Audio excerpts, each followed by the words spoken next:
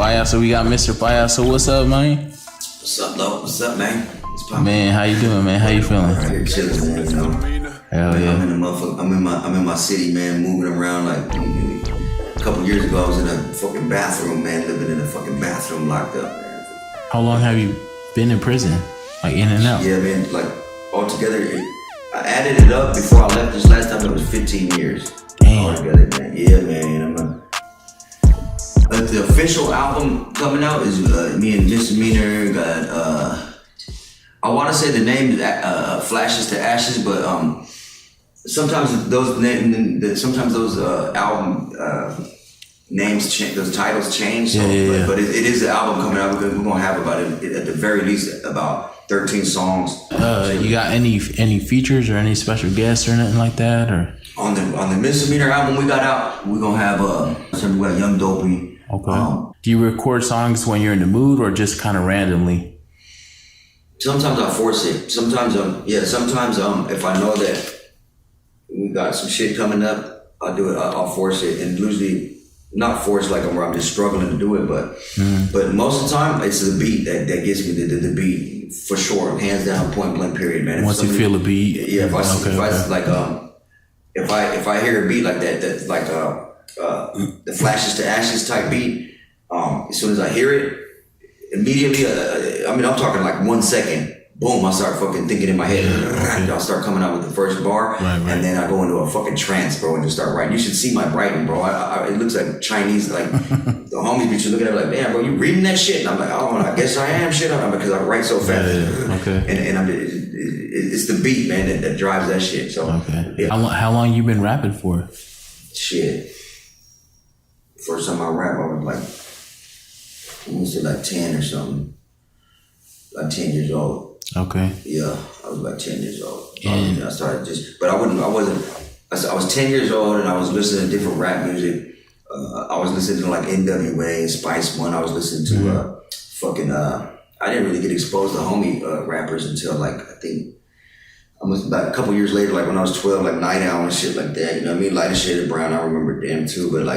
But all that shit, I would just rap their songs.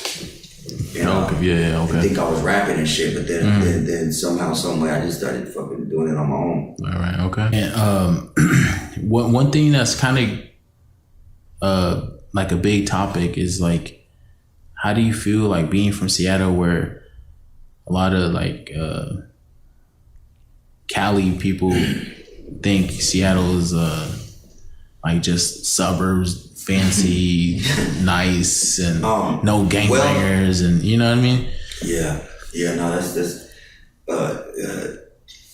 like, how do you feel like Washington doesn't get a lot of love? You gotta understand, California is in like LA and San Diego, and you know, in those cities, they're experiencing very high volumes of fucking gang violence, man. And you're talking things that we would never even imagine out here, point blank, period. Yeah. You know what I mean? I've been cellies with homies from LA. You know what I'm saying? Righteous homies, got my war stories on the yard with homies, and heard over the years, over 15 years of just war stories. Okay. And the level of violence that they're experiencing is skyrocketing. It's like 10 times more. So I understand how they would think that. Like, man, it ain't. If they came out here, of course, they're gonna be like, man, it ain't really rocking. But the thing about the city of Seattle is, it's a beautiful city and it looks crazy. We were talking about it earlier. We were just talking about it. You can bend down a nice corner and be like, damn, these houses are nice, but there might be, you take another turn right there, you know, on fucking Cloverdale, or you might be on Juneau or a street on 23rd and Union or something, and it looks all nice. And you take a turn in the wrong cut, and next thing you know, it's just fucking looks crazy. Then you just stepped into South Central or something. You know what I mean? That's just, Seattle's more fluid. The gangs that there ain't really, especially for Hispanic homies and shit, there's not really traditional barrios where we've been out there for 50, 60 years and shit. You know what I mean? And in LA there is. So it's a big difference. So if I was from LA and I was experiencing that, I would probably say the same thing. Like, man, this shit ain't, you know what I mean, like that buddy shit. I mean, but you've been into like introduced to gangs for a long time, right? There's definitely that's just in every city in America, and it was here, and it's been here, and it's here, and yeah, you know, I mean, yeah, for sure. When you're not doing music, like what does Mr. Payaso do for fun? Like hobbies? Yeah, street gang banging, man. Catching suckers, man. Nah, man. Nah, fucking, I'm playing, man. Really, man, for real, I'm on this high risk shit, bullshit, man. I wouldn't call it bullshit, man, but yeah, man, I'm on a strict probation, parole type shit. Just, when you first get out, they be on you, you know. So, you know, just work a job and be chilling, man. That's it, man. That's all I do, man. I ain't on nothing, man. Yeah, I'm on no smoke. Do you have any advice for some youngins or some gangsters out there? Or? If you're young and Hispanic, come on down to my fucking body run, man. I'll talk to you. It's like, nah, I'm playing. Nah, yeah, I do, man. And I tell homies all the time, you're young, you're Hispanic, you want to identify with something. A lot of times people, they get their image off of what they see on TV or their music, and that's how they start developing their identity. When you're 12, 11, 12, 13, 14, you might not come from a fucking good background. You might come from a family where your mom's a prostitute and your dad's on drugs, or he may not even be there, or maybe he beats your mom or whatever, or maybe you're a female, you're a young homegirl and your stepdad's fucking with you, you know what I mean? And you don't feel comfortable around him. So you come from a fucked up environment, so you're gonna leave. You're gonna get out of there because you're older now. You're not a little girl, you're a little boy. You're gonna leave the house. And then you see some cholos standing in the corner. You're gonna fucking say, damn, these fools look cool, man. You know what I mean? And then when you get around them, you see that they're like-minded. Like, oh shit, man, my dad be tripping too, and my mom's out there. So now, boom, that's what you get. But for them, I would say, because the other people, it doesn't even matter. It's for those ones that, for them, you know, you fucking, don't go down the fucking, don't make stupid decisions just because the next man next to you is shit. Don't let him drive you in the wall. Because I tell you right now, and just, for real, if you're even thinking about, minutely, closely thinking about getting in some shit, on some gang shit, man, you better be prepared to go to prison and be losing homies and heartache, and it's a fucked up life. And it's a fucked up life, man. If you could go back, would you not gangbang? Would you do anything different? Nah, I wouldn't. I mean, nah. No, okay. But just let me clarify one thing too. Just because I say no, I don't regret it, doesn't mean that it's been a fucked up life, you know? It's been a lot of fucking bullshit, in and out of prison, the hardest, fucking craziest, just all types of shit, man. Yeah, you've been to a lot of prisons, right? Yeah, man. Yeah. A lot of prisons, yeah. Yeah, I've been to a lot of prisons, man. They transfer you around a lot, man. It's fucked up. Put you on a bus.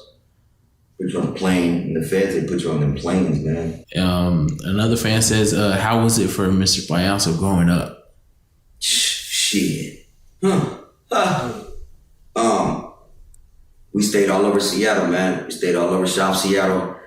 We stayed at, moms was moving around. Listen to the music. Radio tell you all about it, man. Go listen to the fucking Apocalypto.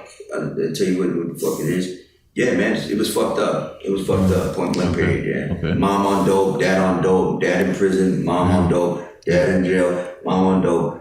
You know what I mean? Seeing the homies join the gang, fucking all types of shit. Juvenile hall, 12 years old, shit, prison, 16. When I was 16, I got tried as an adult, went to prison, childhood. Because I guess you're considered a child at 16. So yeah, so while everybody else was going to senior prom, when they're 16, when do you go to senior prom? 16 or something like that, 16, some shit like 18, some shit like that. Around there. Yeah, 16, 17, 18, somewhere around there. But while everyone was doing that shit, I was in the fucking yard walking laps with fucking killers and shit. Man. Yeah, I don't know if it's too much, man, but fan asks if you want to speak on drug addiction, like, was that something you struggled with?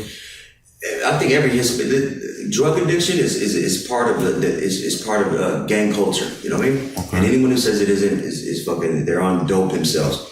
But it fucks up hoods too. That shit. Yeah. When my body, I watched my homeboys that I grew up with. I watched them shoot heroin for years, and it crushed the hood, man. You know what I mean? And it tore it down. And I didn't like that shit. As a matter of fact, man, the first time I seen one of my homies doing some shit, it was a full-blown fist fight, man. You know what I mean? I walked in on the bathroom. I'm like, what the fuck are y'all doing, homie? And I told my homie, like, you know, almost some gang shit. Like, what the fuck, homie? This the fucking, you gonna look at the body, you gonna do the body like that? He was like, man, chill out.